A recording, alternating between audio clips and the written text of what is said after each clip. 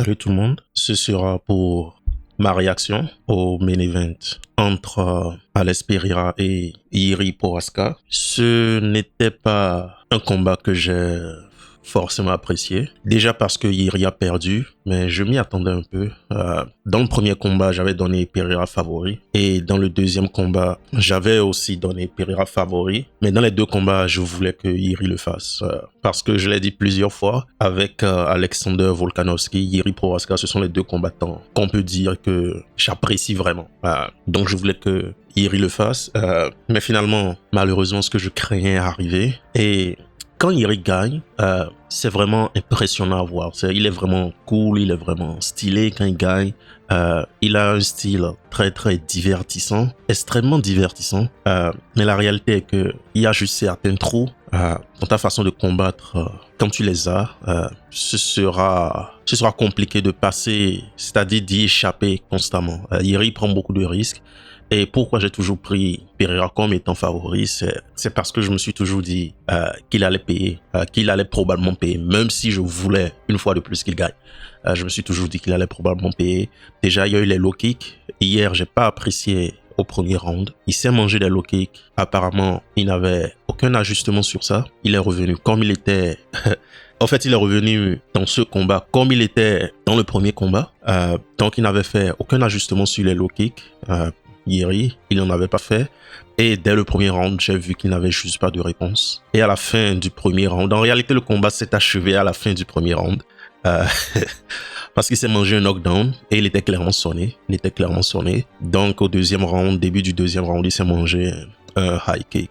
Bon, qu'est-ce que j'ai à dire sur cette performance? Très mauvaise performance de Jiri. Je pensais qu'il aurait fait des ajustements. Bien sûr, très bonne performance d'Alex Pereira qui ne craque pas sous la pression, qui reste calme et qui fait très bien, qui fait très bien ce qu'il a l'habitude de faire. Et même hier sur le high kick, il a ajouté en fait.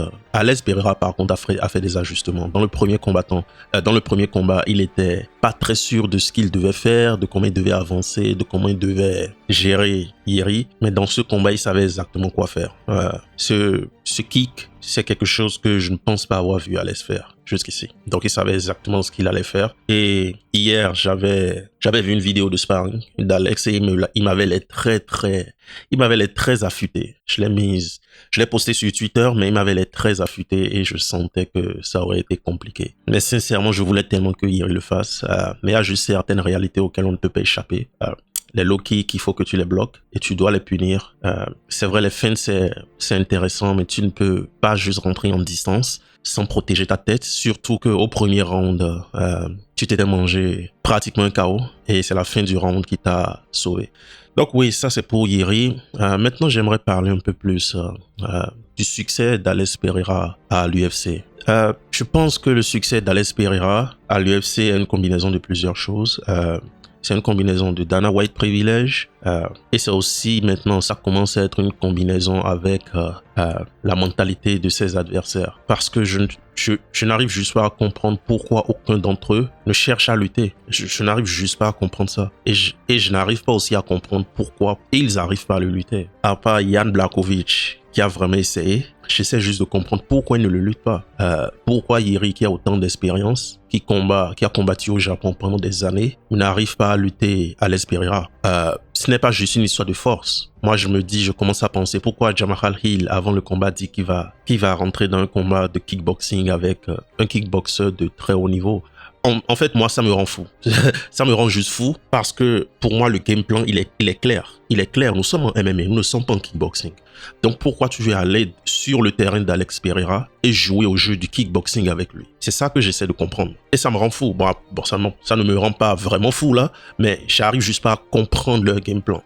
Je sais pas pourquoi Strickland ne lutte pas. Je ne sais pas pourquoi ceux qui avaient combattu Alex Pereira avant Strickland, je ne sais pas pourquoi ils n'ont pas lutté. Adesanya a un peu le même profil qu'Alex Pereira, mais lui aussi, il a passé assez de temps dans ce sport pour en fait réussir à lutter Alex Pereira. Il n'y a que Jan Blachowicz qui a essayé. À partir de là, tous les autres auraient dû prendre des exemples, c'est-à-dire Jiri aurait dû prendre des exemples.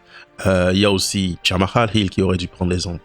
mais ils y arrivent juste pas, et pour une quelconque raison. Maintenant, il y a autre chose, et j'en ai parlé ces derniers jours. Cette performance de Yeri était pire que sa performance au premier combat. Et pour moi, c'était aussi mental. Il y a une semaine, quand il a commencé à parler d'esprit, de pouvoir de chaman, tout ça, moi, ça ne me faisait pas plaisir dans ces choses. Parce qu'il donnait clairement l'avantage psychologique à Pereira. Il respectait trop Pereira. Et même le premier round, peut-être que c'est ce qu'on a vu. Parce qu'il ne donnait pas l'impression, ce premier round, d'avoir une solution pour quoi que ce soit. Il le regardait juste. Donc moi, j'ai pas aimé ça parce que il lui donnait l'avantage psychologique. Et c'est le mental, c'est une grosse partie de ce que Yeri fait. C'est une énorme partie, c'est une énorme pièce dans ce qu'il fait. Parce que tout ce qu'il fait, ce n'est pas conventionnel. Ce n'est pas quelque chose qu'on te conseillerait de faire quand tu rentres en fait dans une salle d'entraînement. Mais ça fonctionne parce qu'il croit un certain nombre de choses. Et c'est pour ça même que je l'appréciais. C'est pour ça même que je l'apprécie toujours. Je vais pas l'abandonner. Je vais tout continuer à le supporter, mais je suis quand même plutôt déçu. Et je sentais un peu ça arriver quand il a commencé par parler de Sherman, parce que il mettait des choses dans sa mentalité qui allaient jouer contre lui. Mais Alex Pereira sur un problème, du moins debout. Une fois de plus, je ne sais pas pourquoi ces gens n'essaient pas de le lutter, je ne sais pas pourquoi ils ne le luttent pas alors qu'ils sont tous des combattants MMA très expérimentés. Alex Pereira a vraiment commencé le MMA en 2021. Il a vraiment commencé à compétir en 2021. Donc, avant ça, il a eu quelques combats ici et là, mais jusqu'en 2021, quand on regarde sur le site du Glory, Alex était encore un champion actif du Glory Kickboxing en 2021. Donc c'est vraiment en 2021 qu'il a vraiment décidé de se consacrer au MMA. Et je ne sais juste pas pourquoi Yeri, Jamahal, Strickland, tous ces gens, je ne sais pas pourquoi ils n'arrivent pas à le lutter, c'est juste bizarre, parce qu'il est là le game plan. Et c'est pour ça que son combat face à Ankalaev sera intéressant. Ce sera un combat très très intéressant. Maintenant pour les lourds légers, je pense que Israël Adesanya l'avait dit quand il a battu Alex Pereira, il avait dit que Alex sera un problème. Et oui, Alex sera un gros problème debout. Il y a des gens qui parlent de John Jones et Alex Pereira. Je vous ai déjà dit, John Jones est très malin. Après la performance d'hier, John Jones ne va pas se lever et venir raconter sa vie sur Twitter. S'il a vu la même chose que nous hier, John Jones est assez malin pour comprendre que Alex Pereira est à prendre avec beaucoup de pincettes et beaucoup de prudence. Donc, je pense que Alex va continuer. Surtout s'il bat Ankalaev, je pense que c'est fini pour cette division. Il y aura plus personne pour lui dans cette division et il pourra aller en poids lourd. Maintenant, en poids lourd, s'il part en poids lourd, parce qu'il a déjà des sparring avec des poids lourds. Donc, qu'est-ce qui se passera s'il part en poids lourd? Je pense qu'il sera encore un problème en poids lourd. Et c'est incroyable, mais il sera un problème parce que je suis pratiquement sûr que, à part peut-être Aspinall, peut-être Jones, les autres aussi ne seront pas au niveau pour le lutter. On sait tous que Cyril Gane ne va pas le lutter. Il y a qui d'autre? Volkov, tous ces gens, ils ne pourront pas rester debout avec Alex Pereira. Ils ne pourront pas rester debout avec Alex Pereira, j'en doute vraiment. Donc, il pourrait être un énorme problème dans la division des poids lourds. Et moi, je trouve ça très bizarre. Qu'il ait été un problème en poids moyen, qu'il est actuellement un problème en lourd léger et qu'il pourra être un problème dans la division des poids lourds, c'est très bizarre pour moi. Et c'est une première et c'est une énorme performance venant de Alex Pereira. Je suis plutôt étonné et aussi impressionné parce ce qu'il a réussi à accomplir en si peu de temps. Maintenant, Yeri Prohaska a dit, j'ai vu qu'il avait dit qu'il ne combattra plus jamais s'il ne progresse pas. Et c'est exactement pour ça que j'adore Yeri. Même dans la défaite, il arrive à dire ces choses stylées qui sortent directement d'un animé. Genre, s'il ne progresse pas, il ne combattra plus jamais. Ok, mais Yeri, c'est ce que tu as dit à la fin du combat face à Pereira. Tu as dit que tu reviendrais fort. Et tu es revenu, tu n'as pas forcément fait des ajustements particuliers. Après, moi, je comprends que c'est son style et qu'il ne peut pas trop dénaturer son style, mais il y a des choses qui peuvent quand même s'ajouter. Hier, il n'a pas bloqué les low kicks. Hier, j'avais l'impression qu'il n'y était pas. Non.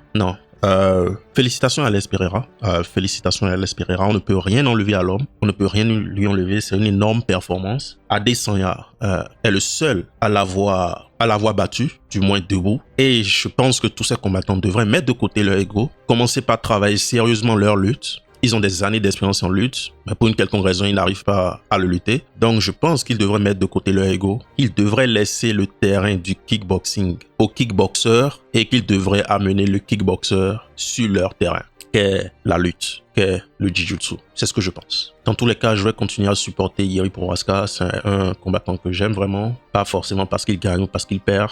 C'est juste un combattant que j'aime parce que c'est incroyable quand il gagne. Mais quand il perd aussi, c'est vraiment décevant parce qu'on voit les ajustements qu'il pourrait faire, les choses qu'il pourrait faire pour être meilleur. Là, il a dit qu'il ne va plus combattre tant qu'il ne sentira pas qu'il y a une progression. Mais le truc, c'est que elle sera où la progression? Parce qu'il a déjà dit à la fin du premier combat face à Pereira qu'il reviendra plus fort. Donc, elle sera à quel niveau la progression? Je suis très curieux de voir ça. Et ça commence à faire beaucoup de chaos pour Jiri. Et son style, s'il garde son style qui est très susceptible au chaos, j'ai peur que ça qu'on ait un effet boule de neige où il va commencer à se prendre des chaos. C'est surtout de ça que j'ai peur actuellement avec Jiri, surtout quand on regarde la façon dont il se bat et son style. C'est la chose dont moi, j'aurais vraiment peur actuellement. Mais j'espère qu'il va prendre du temps, même probablement avec sa déclaration, c'est ce qu'il fera. J'espère qu'il va vraiment prendre du temps, se reposer, travailler sur ses tactiques, travailler sur son arsenal et qu'il reviendra plus fort. J'espère, même s'il a déjà dit, j'espère qu'il reviendra plus fort et qu'il nous donnera du divertissement. Maintenant, pour Alex Pereira, le monde lui appartient. Le monde MMA lui appartient. Il y a pas grand chose à dire par rapport à ça. Je ne vois pas quelqu'un qui pourrait rivaliser avec lui debout. En lourd léger, encore moins en poids lourd. Je ne vois pas forcément quelqu'un qui pourrait rivaliser avec lui. Maintenant, pour la lutte, c'est un grand point d'interrogation. Et il faudrait que ces combattants mettent de côté leur ego et qu'ils décident d'amener Alex Pereira au sol parce que c'est la seule issue. Mais félicitations à Alex Pereira. Beaucoup de repos à Jiri Prochazka. Je suis déçu. En une année, j'ai perdu Volkanovski et Jiri. Maintenant, je vais commencer par faire les analyses et le regard vide. Il y aura plus de hype venant de moi. Ouais, parce que j'étais quand même hypé. Je pensais que Jiri allait lui apporter le chaos. Ok, dans tous les cas, c'était bien. C'était bien. C'était une bonne carte. Décente. Elle était décente. C'était ça ma réaction. Abonnez-vous à la chaîne. Aimez, partagez. Et on se dit à la prochaine.